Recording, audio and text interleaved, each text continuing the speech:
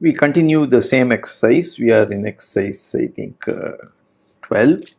So we did up to E. So now F. So V Banach, T in LV, compact, M as above. Okay. Then T of NM is in NM and T of FM is in FM. Okay. So X is in NM.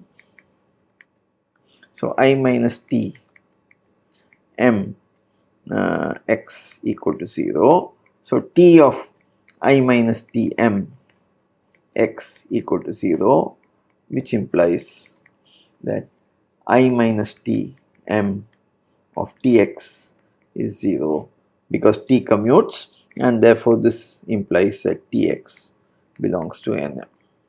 Okay, so that proves the first one. Similarly, X is in Fm, X equals I minus T M times Y for some Y.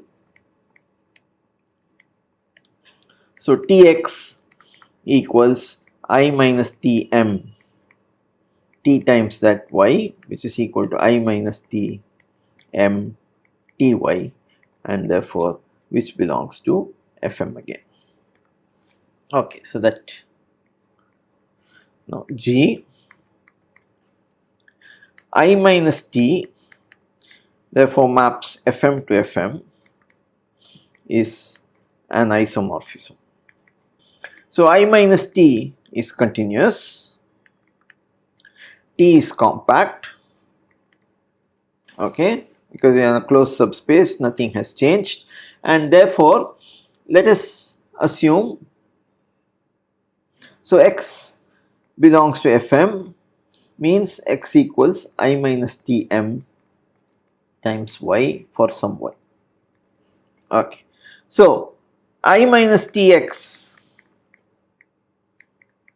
equal to 0 implies that I minus T M plus 1 Y equal to 0. So that means Y belongs to Nm plus 1, which is the same as Nm.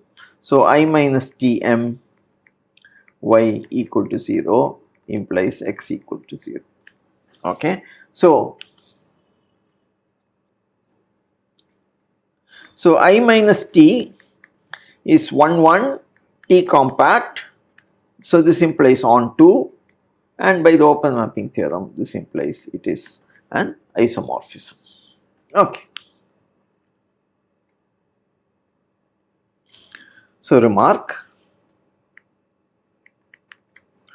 all the above results in exercise 12 are valid when we consider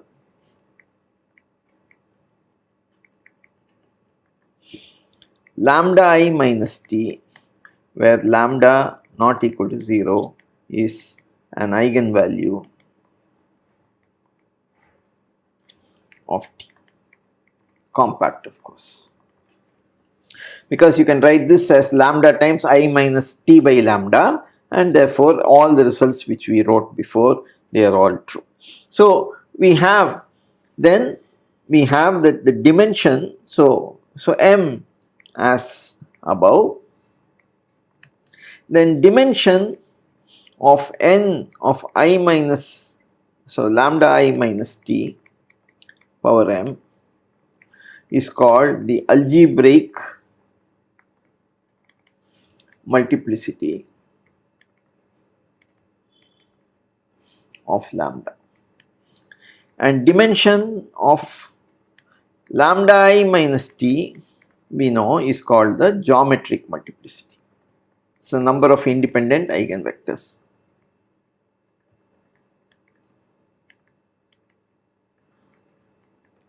So you have that geometric multiplicity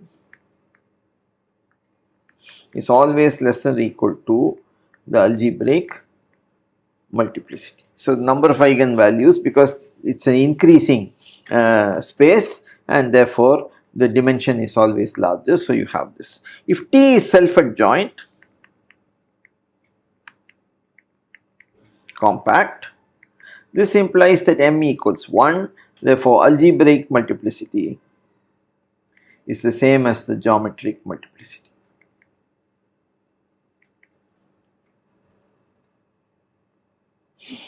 And null space of lambda I minus T power M is called the generalized eigenspace of lambda. Okay. So now let us continue. So 12, now we are in 13.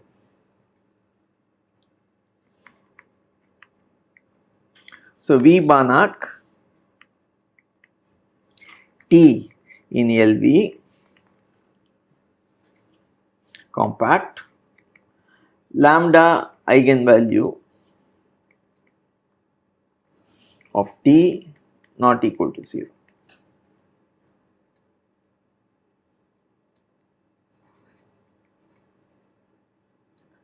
Lambda not equal to 0. Okay. So then we put M, let M be as above, and we set, define or denote null space of I minus T power M, sorry, lambda I minus T power M as n of lambda, and range of lambda I minus T power M as f of lambda. So then we know that V is equal to n lambda direct sum f lambda. If lambda not equal to mu are distinct non-zero eigenvalues of T, show that A, mu I minus T is an isomorphism n lambda to n lambda. So solution, T of n lambda we saw was in n lambda, we saw that already, and therefore this implies mu I minus T also maps n lambda into n lambda. Okay. And if mu I minus T of x equal to 0, this implies that Tx equal to mu x. So lambda I minus T of x equals lambda minus mu of x. Okay. And we know that 0, x belongs to n lambda, okay, and therefore 0 equals lambda I minus T power m x, which is equal to lambda minus mu m x, and lambda is not equal to mu, and therefore this implies that x equal to 0. Okay. So mu I minus T is 1 1 T compact, and this implies on 2 and implies it is an isomorphism. B, show that n mu is contained in f of lambda. So solution, let x belong to n mu. Then we know that V is equal to f lambda direct sum n lambda, and therefore x can be written as y plus z, y in n lambda. So let me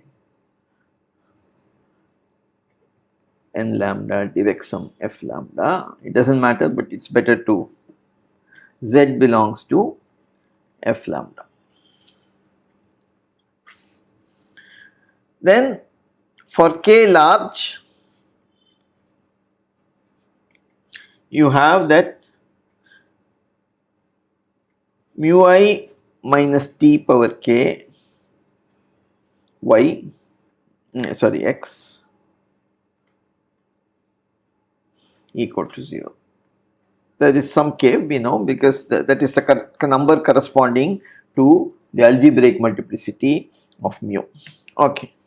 Okay, but mu I minus t power k of x of y continues to live in n lambda, and mu I minus t power k of z continues to live in f lambda, and you have mu I 0 equals mu I minus t k x, which is equal to mu I minus t power k y plus mu I minus t power k z. But then this decomposition has to be unique because it's a direct sum. So this implies that mu I minus t power k y equal to 0, and mu I minus t k z is also 0. And since mu I minus t is an isomorphism on n lambda, and therefore you have that y equal to 0. So this implies x equals z, which belongs to f lambda. So we have that n mu is contained in f lambda. Okay, with this I will wind up the exercises for this chapter, and also this course has come to an end. I do hope you enjoyed the course and you found it a useful learning experience. All the best.